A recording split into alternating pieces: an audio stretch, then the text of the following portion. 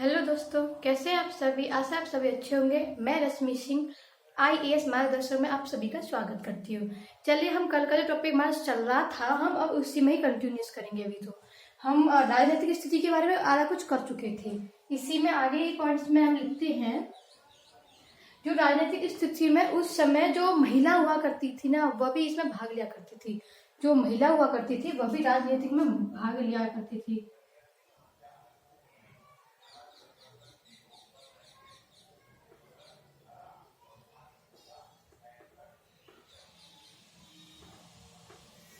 महिलाएं भी जो हुआ करती थी वह भी राजनीति में भाग लिया करती थी।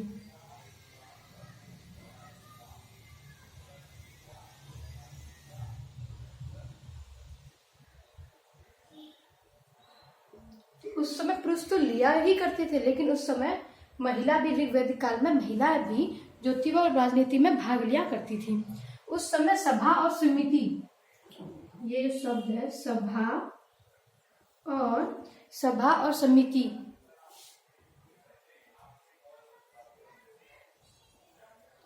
उस समय सभा और समिति ये सिर्फ राजा को सलाह दिया करते थे। उस समय जो सभा समिति हुआ करती थी वो राजा को सलाह देती थी। ठीक है, उस समय जैसे दरबार बैठा करता था राजा महाराजाओं का, उसी समय जो प्रजा सभा जो बैठती थी, जो सभा बैठती थी और जो समिति हुआ करती थी वो राजा को सलाह दिया करती थी। सभा में श्रेष्ठ एवं संभ्रांत लोग भी आया करते थे। उस समय की मैं राजनीतिक स्थिति बता रही हूँ आपको। तो उस समय सभा बैठती थी, तो सभा में जो लोग हुआ करते थे वह श्रेष्ठ थे।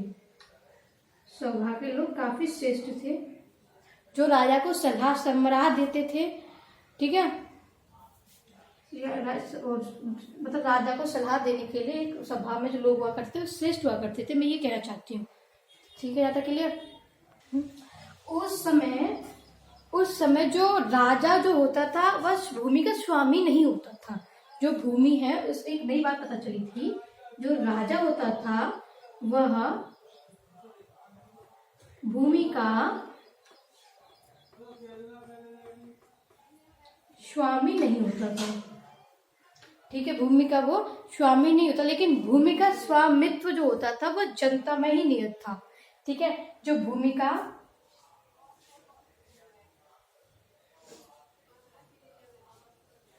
स्वामित्व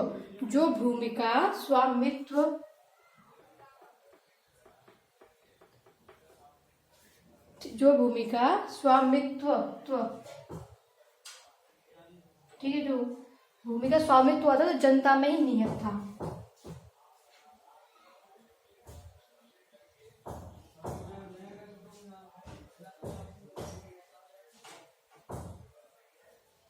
निहित था, यानी कि देखो, उस महिलाएं राजनीति में भाग लिया करती थी। पुरुष तो लिया भी करते थे, महिलाएं भी लिया करती थी। और सभा जो समिति बैठा करती थी ना, उसमें महिलाओं का भी आगमन था। उस समय भी महिला आया करती थी भाग लेने के लिए। सभा और समिति में राजा को सलाह देती थी। ये नहीं कि सिर्फ मनुष्य, मेल है आदमी जो लोग हैं, लेकिन फीमेल्स जो होती थी वो भी उस समय आती थी। राजा जो था वह उस समय की जो भूमि का स्वामित्व राजा नहीं हुआ करता था, लेकिन जो भूमि का स्वामित्व जो हुआ करती थी वो जनता में ही निहित थी। इस पॉइंट में यहाँ तक क्लियर। अब नेक्स्ट पॉइंट है हमारा बलि। बलि का मतलब यहाँ पे है कि यह एक प्रकार का कर हुआ करता था, जो कि प्रजा के द्वारा राजा को दिया था। कर है, राजा ही तो कर वसूलेगी ना, तो प्रजा उसे कर देगी। जो बलि है यह एक प्रकार का कर होता था, जो राजा द्वारा, जो प्रजा द्वारा राजा को दिया जाता था। जो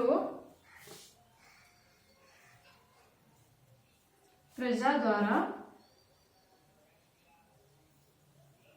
राजा को दिया जाता था। ठीक है, भले उस समय कर हुआ करता था प्रजा के द्वारा राजा को दिया था। बदले में जो राजा था ना, वो उनकी रक्षा करने की जिम्मेदारी लेता था। बदले में प्रजा की क्या करने की, सुरक्षा की जिम्मेदारी राजा लेता था।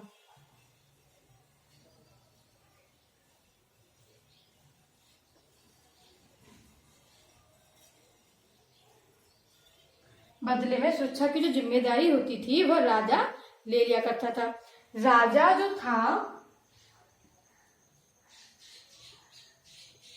राजा जो था नियमित या स्थायी सेना नहीं रखता था। जैसे लड़ने के लिए अलग से कोई सेना बना रखी हो, इस तरीके का कोई भी सिस्टम नहीं था।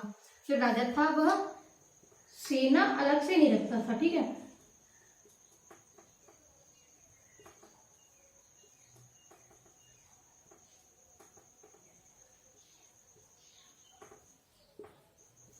लेकिन जब जरूरत पड़ती थी उस समय युद्ध में, तो वह नागरिकों, जो नागरिक हुआ करते थे, उनका सेना का संगठन जो हुआ करता था उन्हें ले दिया करता था।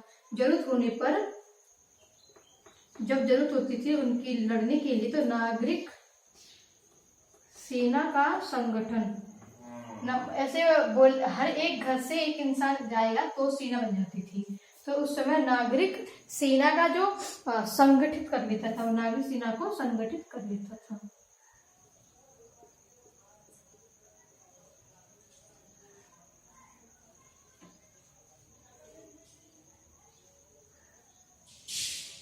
संगठित कर लेता था। और उस समय जो राजा हुआ करता था उसको गोप्ता जनस्य कहा बोला जाता था। राजा को ऋग्वेद में गोप्ता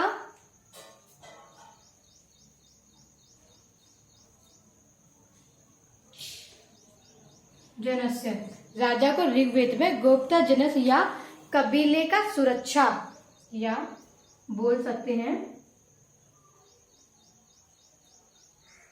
कबीले का सुरक्षा, गोप्त जनस्य कबीले का सुरक्षा या पुराभृता, ये इसके 3 नाम हैं।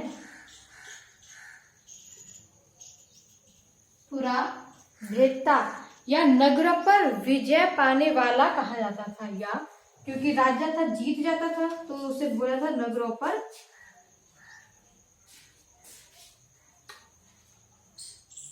विजय पाने वाला। ठीक है, तो राजा को गोप्त जनस्य कबीले का सुरक्षा, पुरमिता या नगरों पर विजय पाने वाला कहा जाता था। ठीक है, अब हमारा नेक्स्ट हेडिंग है आर्थिक स्थिति। उस समय की आर्थिक स्थिति के बारे में ऋग्वैदिक काल की आर्थिक स्थिति के बारे में स्टार्ट करेंगे।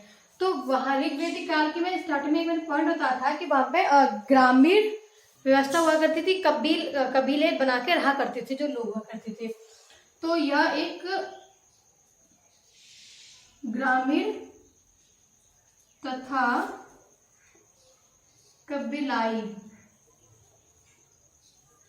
कबीले के फॉर्म में एरिया वाइज तरीके से बना के रखते थे। तो ग्रामीण तथा कबीलाई इनकी संस्कृति थी।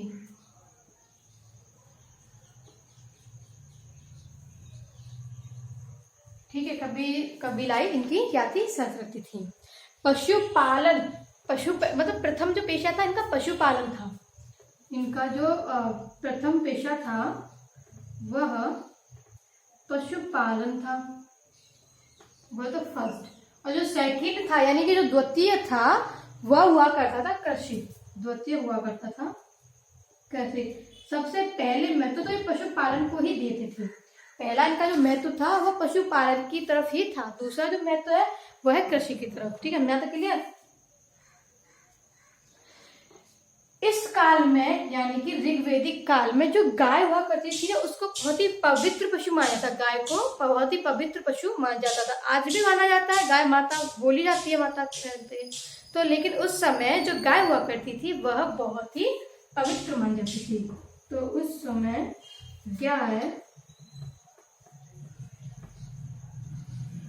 जो गाय हुआ करती है वो गाय पवित्र पशु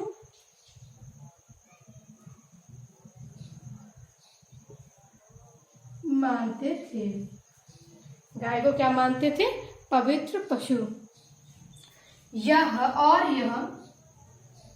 इसी में और यह विनिमय के साधन के रूप में भी थी। और यह विनिमय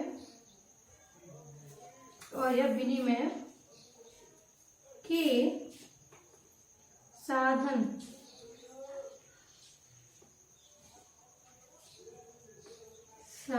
के रूप में भी थी। पवित्र पशु मानते थे गाय को, और उस समय जो गाय जो थी उस समय विनिमय साधन के रूप में हुआ करती थी। यहाँ तक क्लियर? आर्यों की अधिकांश जो लड़ाइयाँ हुआ करती थी, अगर देखा जाए उनकी लड़ाइयों के बारे में, तो अधिकांश लड़ाइयाँ गाय के ऊपर ही हुआ करती थी ज्यादातर। तो आर्यों, इस पॉइंट को भी लिख लेते हैं। आर्यों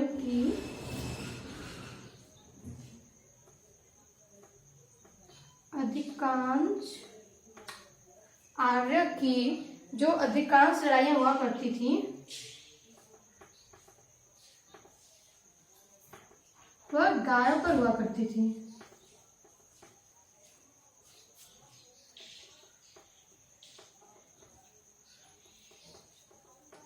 ठीक है, अधिकांश जो लड़ाइयाँ हुआ करती थी आर्यों की, वो गायों पर ही हुआ करती थी। इसमें यहाँ तक पॉइंट क्लियर हुआ?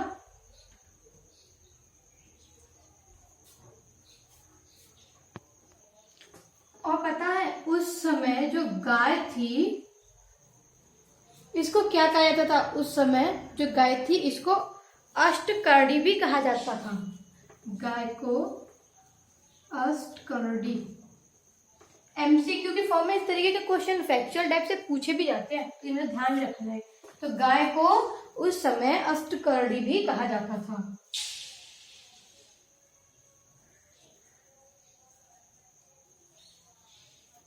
ठीक है, उस समय अष्टकर्णी भी गाय को कहा जाता था। इनके ऊपर स्वामित्व का सूचक है। मतलब अष्टकर्मी का मतलब क्या है? ये जो है इसके ऊपर स्वामित्व का सूचक है।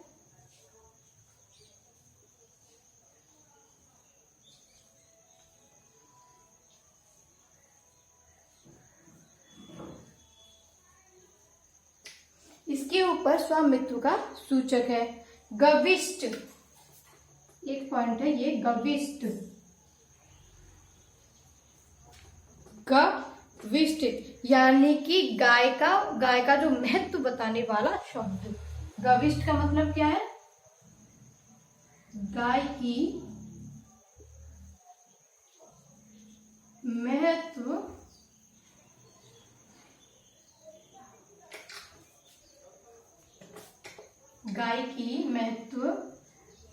बताने वाला शब्द।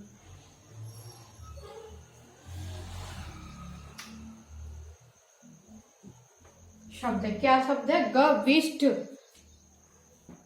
इसके बाद नेक्स्ट पॉइंट में लिखते हैं, जो गाय को गाय को मारा नहीं जाता था उस समय गाय को मारने पर दंड भी दिया जाता था। जो लोग गाय को मारते थे उसको में दंड भी दिया जाता था।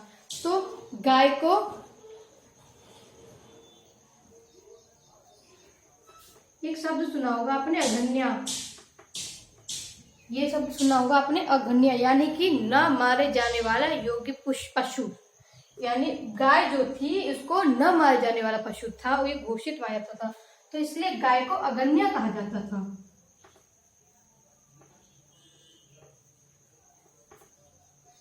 इसलिए गाय को अघन्या कहा जाता था। अगर जो कोई गाय की हत्या कर दे या उसको घायल कर दे तो उसे दंड भी दिया था, मृत्यु दंड, या उसे उस शहर से या ग्रामीण या कबीले से निकाल दिया जाता था। उस समय की व्यवस्था ये हुआ करती थी। यहाँ तक तो हमने गाय के बारे में जान लिया। अब इसके बाद जो घोड़ा, इसके बारे में कुछ पॉइंट है। ठीक है, घोड़ा जो था आर्य समाज का बहुत ही अति उपयोगी पशु माना जाता था। ये आर्य समाज का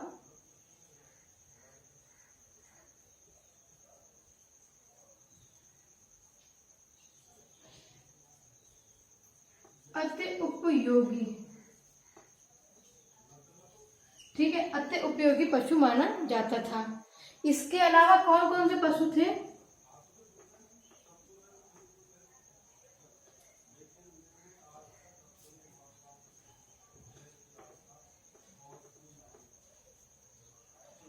इसके अलावा कौन कौन से पशु थे? तो इसके अलावा उस समय गाय थी, बैल थी, भैंस थी, ऊंट थे। गाय तो मैं बता चुकी हूँ ना आपको, बैल भी थी, भैंस थी,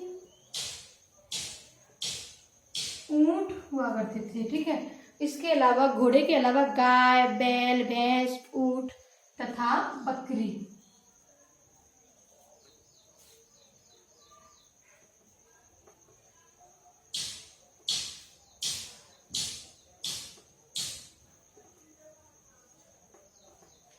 तथा बकरी होती थी।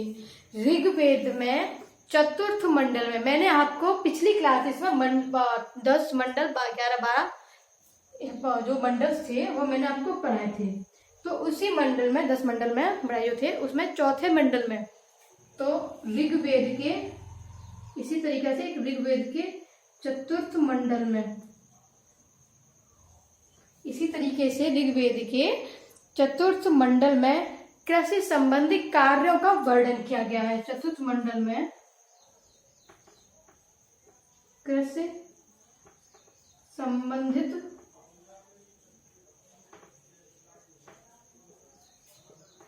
कार्यों का